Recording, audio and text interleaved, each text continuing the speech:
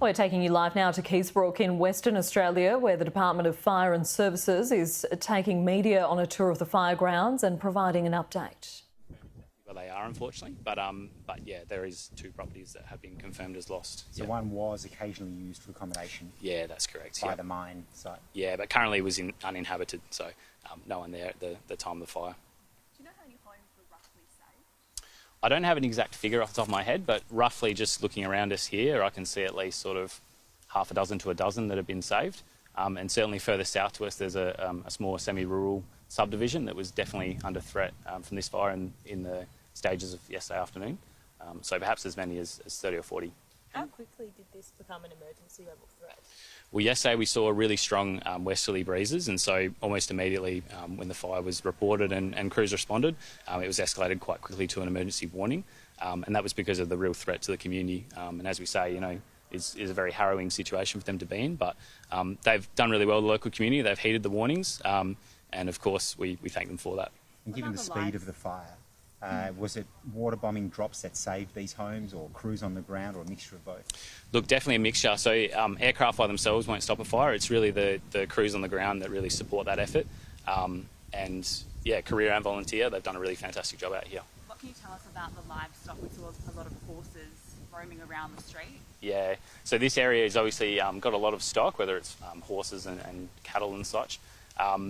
And so we haven't had any reports of stock losses, but certainly would be very concerning for those with horses and other animals in the area. And a good reminder that whenever you do a bushfire plan, you need to think about your pets and other animals that you have under your care. And how close exactly did flames come to homes? We're standing here, we can see it looks like metres. Is that your understanding? Yeah, right up to some of the properties, from what I understand. So, you know, almost, you know, only a couple of metres away from those properties. And again, it's the great work of the crews and perhaps a little bit of preparedness from those homeowners, as well as a little bit of luck that's probably saved the day.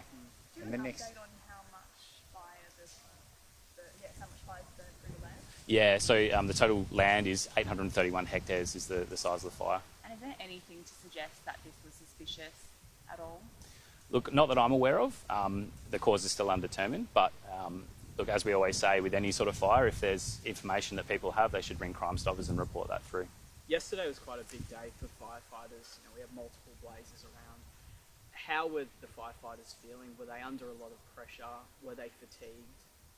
Yeah, look, obviously it's been a big week for fire services here in Western Australia. We've had several fires over the last couple of days, and you know, there is a bit of that fatigue setting in.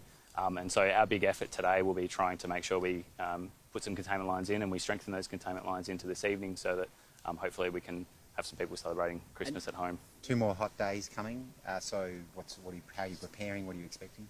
Yeah, so DFES and our other partner agencies are taking, obviously, this period of time very seriously, and we're taking time to prepare ourselves, so making sure we've got crews on standby and so on. But again, it's a really good opportunity for the community to take time to prepare themselves as well, with the hot period coming and you know, people moving about across the state.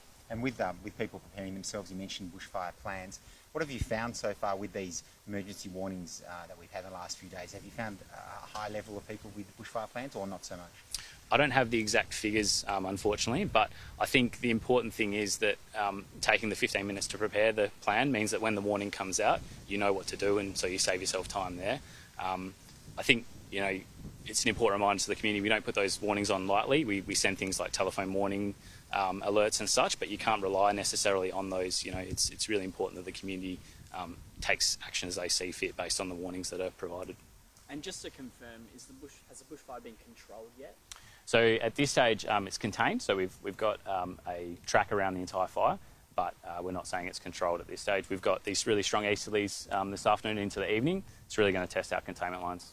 And in terms of this fire, what are firefighters working on today? Yeah, so the big effort really today is mopping up, and anything that's burning within sort of 20 to 50 metres of the fire perimeter, they're trying to extinguish it fully, and they'll be continuing to do that overnight into tomorrow. And what is the concern with those hotspots? So the easterly winds will put a lot of pressure on the westerly western side of this fire, and so our concern would be that you know, should those easterlies pick up and carry burning material across our containment lines, then potentially we could see a break out of the fire. Yesterday, 2 kilometres per hour was the rate of spread that we were seeing. So, you know, if we have that happen again today, tomorrow, obviously there'll be further threat to the community. And what about down in Manjimup? Do you have an update on the fire down unfortunately, I don't have any information available, but that might be something that we could provide later. Any reported injuries to firefighters? No, thankfully, even with the heat out yesterday, obviously 36, 37 degrees, and again today, we've been fortunate that there's been no injuries. And how are you managing fatigue? Because I guess there's so many bushfires around. How are you sort of replenishing those? Is there enough firefighters? Yeah, I think the important thing is that we're rotating crews through, making sure they get a bit of rest before they come back. We're really thankful for our volunteer firefighters and the work that they do in their local community. And yeah, that's why we're bolstering resources into this evening, so hopefully we can get some people rested tomorrow. And are your evacuation centres being used? Is there anyone in there currently? So there was one evacuation centre established yesterday. It has closed this morning. My understanding is we didn't have anyone come there yesterday. And there was a separate evacuation centre established for animals, so particularly large animals, as we mentioned, the horses and others.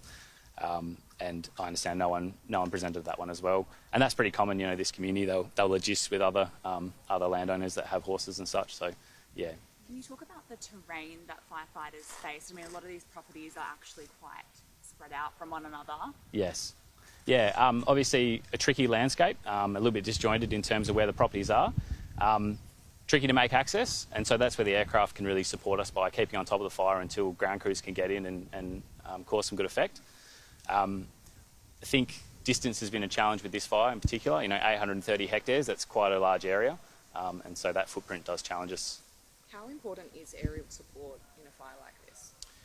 Look, it's a bit of everything really, because it gives us some information that really guides our decisions about where we put warnings and the level of those warnings, etc. But also, it provides some really important protection for crews, as well as, suppressing the edges of the fire before we can get in there. Was there anything you wanted to say to people who might be thinking about becoming a volunteer bushfire? Maybe, joining force. I understand you guys are quite fatigued. You are always having to rotate crews. I mean, is that something you guys are looking at, getting more people to, Yeah, of course. We'd always welcome more people to come and volunteer their time. It's a really important role in the community, and there's a lot of, I don't know what the word is for it, but a lot of satisfaction, I suppose, from helping your local community. And so if there are people available and they've thought about being a volunteer, it's a really great cause to sort of throw your weight behind. Now might be a bit tricky into the holiday period and obviously middle of summer. So perhaps towards the end of the fire season is a good time to visit your local brigade.